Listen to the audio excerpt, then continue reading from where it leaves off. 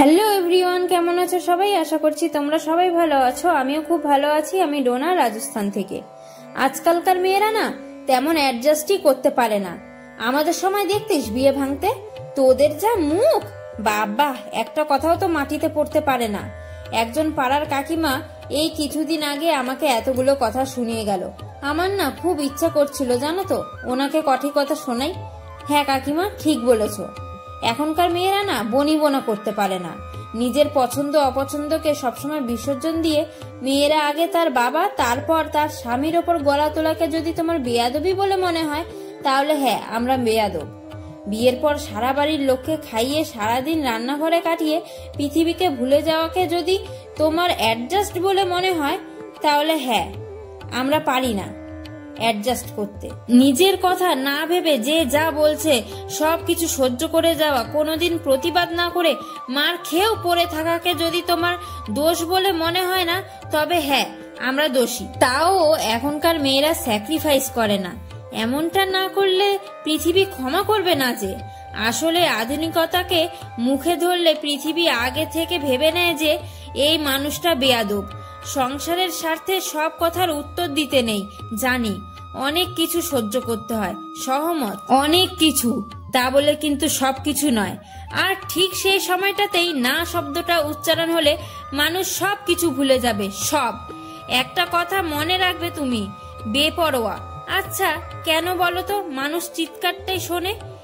চিৎকারের পেছনের কাহিনীটা কেন শোনে না? আরে এই মেয়ে কি সংসার করবে? এই মেয়ে কি সংসার করতে জানে নাকি? কারোর সাথে মিলেমিশে থাকতে পারে?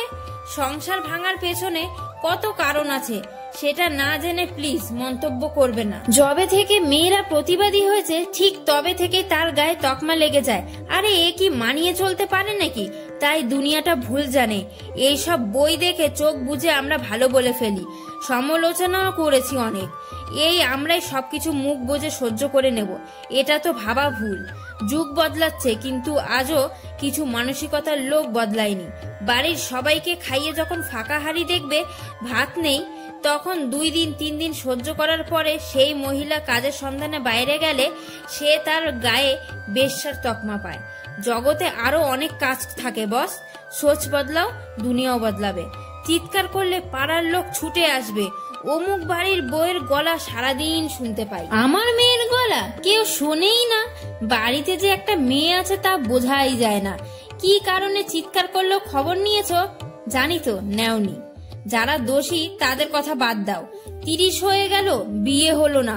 মেয়ের খুব প্রচলিত কথা, 1000 জনকে চড়িয়ে একজনের গলায় মালা দেবে।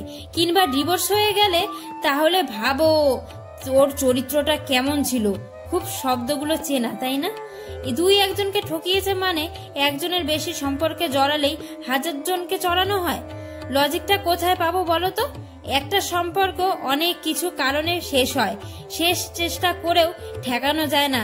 তাদের জিজ্ঞাসা করো যারা আপ্রাণ চেষ্টা করেও একসাথে থাকতে পারেনি। মিল হচ্ছে না জানি তো, বলবে আমাদের সময় কি ঝগড়া হতো না? একসাথে কি থাকতাম না? হ্যাঁ থাকতে তো। ভদ্রলোক 4 তলার ঘরে আর ভদ্র মহিলা সংসার ছেলে মেয়ে সামলে নিচের তলায়। এখনকার আমাদের ধৈর্য কম, মেনে নিলাম। আসলে পড়ে পড়ে মার খাওয়ার দিন গেছে, তাই এত সমস্যা। যেদিন থেকে অত্যাচারিত মেয়েরা মাথা তুলে দাঁড়াবে সেদিন থেকে বিপ্লব আসবে। আমি না, ইতিহাস সাক্ষী। তিক্ততা নিয়ে সম্পর্ক টিকিয়ে রাখার থেকে সম্পর্ক ছেড়ে দেওয়াই ভালো। দুজনে ভালো থাকুক না। এতে চরিত্রের প্রশ্ন আসছে কোথা থেকে? আমায় অন্যায়ভাবে অপমান করা হলে আমি চুপ করে চোখের জল না ফেলে গলা ফাটিয়ে হ্যাঁ, আমি সব কথার উত্তর দিই। আজ আমরা কোথাও না কোথাও নিজের জন্য লড়াই করতে শিখে গেছি সবাই। আগে এই হতো, আগে ওই হতো। হ্যাঁ জানি তো, আগে মাটির উনুনেও রান্না হতো, এখন গ্যাস এসেছে। কে বলেছে আজকের মেয়েরা স্যাক্রিফাইস করে না? কে বলেছে অ্যাডজাস্ট করতে পারে না? 1-2জনকে নিয়ে যারা পৃথিবী বিচার করে তারা অনেক গল্প জানে না। যেই কারণ সবাই সব কথা প্রচার করে না, আপনাদের মতো কিংবা তোমাদের মতো মনের ভিতরেই রাখে। তার জন্যই তোমরা কিছু জানতে পারো না। এই দেখো আমার ছেলে কি করছে, সবজি কেটে রেখেছি, এখন ওগুলো নিয়ে খেলা করছে। এত দুষ্টু হলে কি করে হবে বলো তো? আমি কত বকা দিচ্ছি তাও শুনছে না, তাও ও খেলা করেই যাচ্ছে।